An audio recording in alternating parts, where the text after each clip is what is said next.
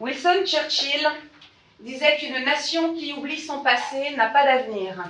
Je vous propose donc qu'on regarde d'où est-ce qu'on vient pour réfléchir à où est-ce qu'on va. L'Homo sapiens, aussi appelé homme moderne, est sur la planète depuis 300 000 ans. Il a été chasseur-cueilleur, c'est le bleu, depuis 290 000 ans. Et c'est seulement depuis 10 000 ans qu'il s'est sédentarisé en communauté, village, ville, notamment grâce à sa capacité à domestiquer la nature et les animaux. Si je fais un zoom sur ces 10 000 dernières années, ça fait seulement 365 ans que nous avons des transports publics grâce à l'arrivée des premières diligences, et seulement 70 ans que nous avons accès à de la nourriture en suffisance, du moins sous nos latitudes. Je fais un petit zoom sur cette nourriture. Il paraît évident, mais il semble que, mais ça a été prouvé par des études, que l'Homo sapiens est conçu pour survivre à la famine, non à la surabondance. Il va donc enregistrer son poids maximum qu'il a dans la vie à toujours devoir atteindre. Et dès qu'il perd rapidement du poids, 2-3 kilos, à ce moment-là, il se met en mode famine.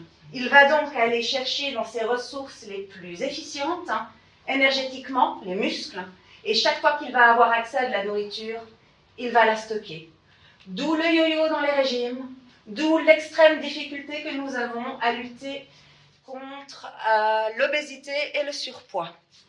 En Suisse, en 2022, 43% de la population était en surpoids, dont 12% en obésité.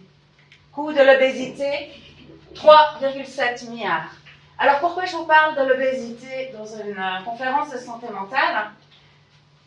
C'est parce que les aliments ultra transformés, qui représentent 30% de la nourriture d'un bon Suisse, ainsi que les sucres ajoutés, activent en fait le circuit de la récompense. Grâce à leur texture et à leur goût, ils amènent un sentiment de réconfort. On peut voir chez le monsieur qu'il amène une forme de satisfaction.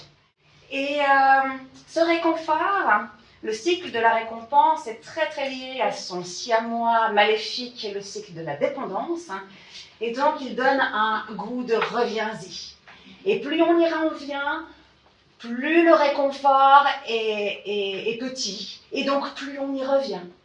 Et plus la satisfaction se transforme gentiment en culpabilité, sentiment très désagréable qui demande du réconfort. Alors on y revient.